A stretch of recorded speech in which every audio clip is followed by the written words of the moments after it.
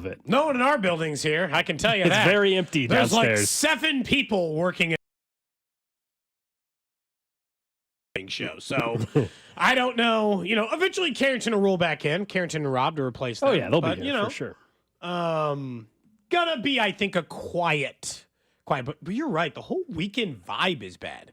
Like, it doesn't feel like a 3-day weekend where you be outside, grill, be at a pool, whatever, right? Can't do any of that stuff. So I guess I'll go take my kids to see the Lilo and Stitch movie, even though... Oh, is that what you're going to see? The first one, that's what they want to go see. Although I hate live-action kids movies. They stink and they should stop making them.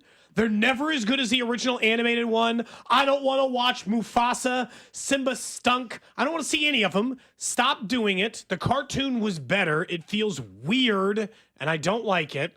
So, I'm not looking forward to it. But yes, I'll probably go take my kids to see new Mission Impossible movie, man. That's what I want to see. I don't think I can take my 8 and 6-year-old to see that, can I? Do you not go to movies with you and the wife, or you just by yourself or with friends or something? You don't have to go with your kids to every movie, right? No, but it takes getting a sitter, so it's a little bit more of a challenge. I'm not anti that for sure, but a little bit more of a challenge. Just see if your wife will watch the kids. You go watch the movie you want to do. No problem at all. I'm sure. We've done that every once in a while because I've told you I get the free movie pass, so I'll be like, I'm gonna go see a movie. The best time actually is right when we get off the show. Because then I only miss part of the time they get off the bus. There you go. Get to catch a flick by myself. Just go see the Mission Impossible by myself. Let's go this afternoon. You and I could go together. I could get you a free showing. ticket. There you go. 2:20 showing, I'm sure, somewhere at some theater. What's the closest theater for we live in different parts of town. The one right down here is Merriam, right here. The Merriam 20? Yeah, right here. Right there by that's the closest. IKEA? From this building, that's the closest by far. There are a lot of screenings there back in the day. That would be the closest if we were trying to do that. So anyway, hope everybody's having a good Friday and kickstarting the weekend. You guys can hit us up on the Jay Southland Tow Service text line, 913-586-7965. I already see a couple texts coming in. Once again, congrats to those that are graduating this weekend. Our listener, Michael, who's down in Florida, so he just wanted to shout out his daughter who is graduating high school, about to be a University of Florida Gator. So, yes, congrats to your daughter, Olivia. Congrats to anybody that's graduating this weekend. I know all that's going on, man. A lot of grad parties, a lot of graduations, whether we're talking about high school, middle school, college, you name it. Was it Carrington yesterday? Carrington yesterday. He said that we do too many things for kids' graduations. Oh, I mean, high school and college is a big deal. No, but he was making it seem like we can't do the pre-K one. I said it's just for cute photo stuff. No one's like, wow, look at what this kindergartner accomplished. They're just doing it for cute reasons. Oh, look at my kid in a little cap and gown that's just tiny. for that particular family. Let them enjoy that moment. And I'm with you. That's all. I think it was, my kids did not have a kindergarten graduation. I think they do a 5th grade one when they eventually get to that level. But my kids, I still got a couple of years on that one. Although I did have the parent moment where I was like, okay, so she's got my kids have 3 days left of school or something.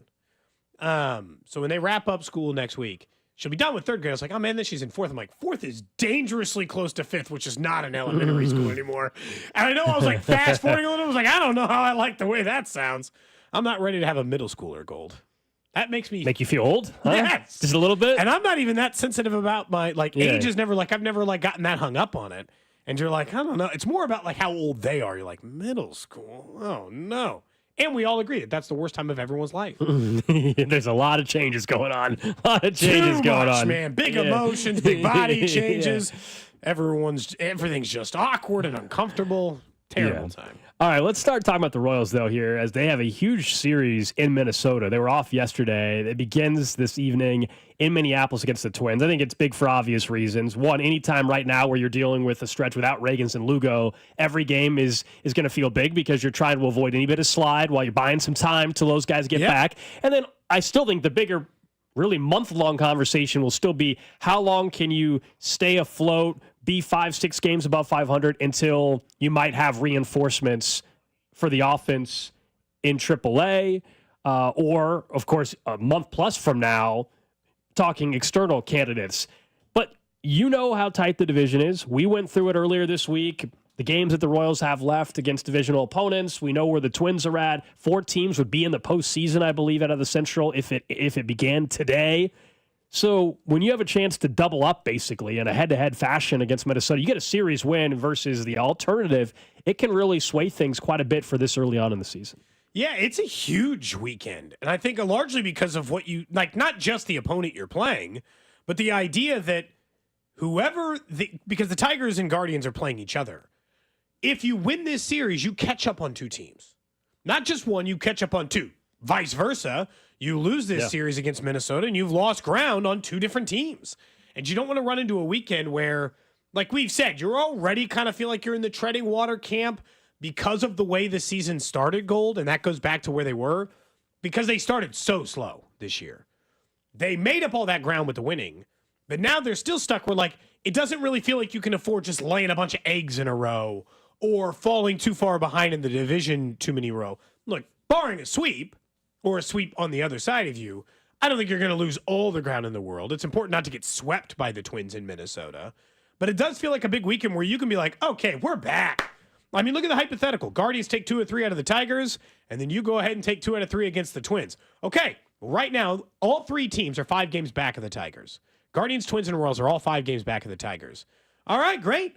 Well, they just lost 2 or 3. You just won 2 or 3. You're a full game closer. The Guardians are a full game closer. You're game clear of Minnesota now all of a sudden. Like, it just feels like a big, like, let's start moving things in the right direction. And I want to make sure that they can play well against the division. The first time against the division didn't go so great. That was when they were playing bad baseball, Gold. But when they went through that Yankees, Tigers, Guardians stretch, you remember earlier in the season, they kind of got whipped a little. I'd like to see them put up a little bit more of a fight against the Twins, a little bit more of a fight against the Central. And because everyone's playing in the Central except for the White Sox, I don't know who the hell they're playing, who cares? It does feel like kind of a movers weekend. It feels like moving day for a major a little bit. Yeah, it'll have long-term ramifications. I told you yesterday, though, it's hard to do the full-blown standings watching this early. It's more about how many games above 500 and then your head-to-head record against the division. It's not so much of tracking down, oh my gosh, with the win this weekend, a series win where, 3.5 back and they're 2 back of us. It's too early in the year for me to play that game, but I also recognize that we all will look at the series and season-long record that the Royals will have against the Twins and against the Tigers, against the White Sox, etc. And we know that ultimately will make up how this division race is going to go. So that's just kind of how it's kind of the same thing. I just view it a little bit differently because I'm not going to get bogged down like on Monday if we come in and they're only 2.5 back or they got a 3-game lead on Minnesota or they don't have a 3-game lead on Minnesota. It's more about for really the next month still, just like we talked about for the month of May, the same thing will apply in June. Can you be 5 to 10 games above 500 until you get some help offensively? And that's what will ultimately be more important. And part of that, of course, will involve beating divisional teams. So I continue to follow some help offensively. Yeah. That went over the scoreboard. That sounded good. Another jack for Jack. That's a good one. Jack Watch. As you know, Jack Caglione is in AAA now, Cole. Mm-hmm. Salt Lake out there last night. You were watching the game last night, but it turns out Jack Caglione is doing the same things in AAA as he was doing in AA. Hudson lifts his left leg and comes home with a 3-0. Kag sends a line drive. A rocket out to right. And that one's out of here. The first AAA home run for the Royals' top prospect. Jack Caglione circles the bases, and the Chasers are back tied 3-3 in the top of the 5th. Let it He's like begin. a slightly bigger version of Shohei. That's right. That's right. Did you hear how when he hit that ball? Like, I think he even He hit hit it 114 miles an hour. He already has 4 pitches hit over 95 miles per hour of exit velocity in the 3 games, whatever the hell it is, he's played in Omaha. Yeah, I think they're back. They're back in Omaha tonight. Hope this will be his first game tonight in Omaha because last night I think was still Salt Lake, wasn't it? I think you're right. So I think tonight is the first game for Caglione in Omaha. But yeah, not that we were wondering. Nice to see him this quickly though. 3 games in, whatever, get a home run and show what we already saw in AA and pick up right where he left off. As you said, the numbers can be skewed very quickly right now, but it's fun to look up and see what they are. Yeah, even 3 games in, he's hitting like 308, if I remember right. So every home run of his, to Drew's point, sounds like it's hit so mean. Yeah, the crack of the bat's great. They're so loud every time. Yeah. If he just keeps hitting like this, eventually that will be part of their solution. I mean, even the first hit that he had, I think, where he beat out that ground ball, it sounded like he hit the ball hard, I mean, Jim Callis yesterday said he's better. I think this is like a direct quote. I think he's better than Pete Alonso. Yeah, I think he's going to be better than Pete Alonso, and he's a bigger version of Shohei Ohtani offensively. I mean, I could hear this all day. He's like a slightly bigger version of Shohei. Ooh. Woo! I mean, yeah. Okay, sure. Let's get most of that. But yeah, it There's is multiple- a big weekend. I'm looking forward to it baseball-wise because we're all going to be stuck inside anyway. Yeah. Might as well at least enjoy some good baseball. Yeah, as far as AAA, I know we're talking about Cags, and he's the headliner. He's their top prospect. He's a top 10 prospect in baseball. He's the prospect everybody around baseball, if you're following at all, is talking about. But for this series, or really for this big league team, yeah, Cags still might be a bit away this season, but guys that potentially could be part of the equation within the next 3 weeks or less, guys like Cam Devaney, guys He like hit really John. well again last night. He did. John Rave, obviously, has been mentioned since really opening day, I feel like, at this point, as potential guys that could help this team. And so we'll see. Those are guys that we might see sooner. Cags, I still think, we're going to have to wait a little bit longer, but more and more, it sure seems like it's going to be this year. It's just whether or not the month is going to be June, July, or August for one Caglione. I don't think Cam Devaney is dead set on being an MLB star. He's 28 years old, but he is hitting like he's never hit before. And at some point, he's got 1,000 OPS in AAA right now, 309 average, 388 on base. This goes back to the Drew Waters point I had said to you before. I think at some point you got to look at what's happening with your lineup and understand that the options in AAA, even if they are 4A players who can only be good in limited stretches in the big leagues, are better options right now than maybe some of your big league bats until you can go about making those trades, go about getting Jack Caglione up after maybe 6 weeks. Whatever you got to do to like bide yourself a little bit of time. Yeah, because I had a listener last night, I think on X, at Alex Gold, at Cody B Tap, on X, respond to the tweet about Cag's home run last night. And they said, basically, like, he should be up already right now. He would hit better than Renfroe. And I responded, I was like, they can call up anybody from AAA if that's your only criteria, that they might hit better than Hunter Renfroe. Like, that's not. I mean, that's the entire AAA roster right now. The goal of eventually calling up Cags is not just, well, he's better than Hunter Renfroe. No, they can call up John Rave for that at any time. They can call up multiple pieces in AAA if that's your own. But that should not be the criteria of like, oh, they got to call him up because he'll be better than Renfroe. No, they're thinking bigger picture. That's why they're not rushing him, even though he's on a very fast track to the big leagues. It is not. I know we highlight Renfroe because he is obviously not performed, and he's everyone's least favorite player right now, so he's become the butt of the jokes. Totally get it. Yeah. But that's not the standard any of us should have for Cags. It should not be like, well, he'd just be better than Hunter Renfroe. No kidding. That's not what you're striving for. I mean, I hope so. Yeah. Like almost anybody, like you said, who would get called up, I would think that is at least a possibility. I saw MJ got a home run last night, too. Good for him. They hit back-to-back homers last night, the Omaha Storm Chasers. For those asking if there's a place to watch them, I don't know. I just mostly catch the highlights on social. I think you can actually buy the what would that be? MILB? MILB? LB, like just like MLB.TV. I think there's an MILB or whatever package you can buy if you really want to watch them live, or you can just wait for the the social media clips of I don't think Jack I'm watching hitting a an home run. entire AAA game. Yeah, give me the highlights of when Caglione's hitting the home runs, please. You pretty much you. all send it to me the second it happens. So just keep doing that, and I'll never miss any of Jack's. It has reached that point. You're the same way then, where whether it's someone tagging me on social or just friends, family will send me a text. Hey, by the way, he sent a home run, and here's the video. If I didn't already see it or whatever. Is that where it's at for you too? For sure, yeah. If I didn't see the one last night first, multiple people had sent it to me before I was like, oh, Jack hit a homer. Okay, now I got to go find it and see what we have to offer. That's right. Reminder, coming up later on today, it is a Fan Club Friday holiday edition heading into Memorial Day weekend. We've got Mackenzie Nelson from 41 going to join us in studio. I believe she's just back from vacation. So we'll have to I think she was on vacation last week. Yeah, Yeah, maybe she, I don't know, it was Miami somewhere. I don't know if it was Mexico. I'm not sure where she was. Beach. Smart. She likes warm very weather smart. and a beach based on any vacation she's described before. Who's going to complain about that? Beach sounds fantastic. So she'll join us. We'll find out about her trip. We'll talk some baseball. We'll figure out maybe some Memorial Day weekend traditions, because we were asked earlier in the week about Memorial Day weekend compared to 4th of July. And like, are there certain things like you just do? Is there certain things you eat that are different? So we'll get into all that, I'm sure, later on. I also have got to ask her about, there was a guy's dating profile who went viral. Did you see this? No. This guy has swiped over 2 million times. Wait, he keeps track and of has that? secured a single date. No. One, is he keeping track of how many swipes? 2, that means he's either the app keeps he's track of it. very, very picky or something is wrong here. Oh, no. Because it's his profile. Because dude. he's It's definitely I haven't his seen profile. it. Okay. Is he intentionally trying to turn people away by having his like what's in his when you say his profile, what does it say? He talks about owning 22 snakes. Oh. Okay. He said, if you don't want to go fishing, I don't want to date you. So, like, that was the initial lead. But there's some other stuff.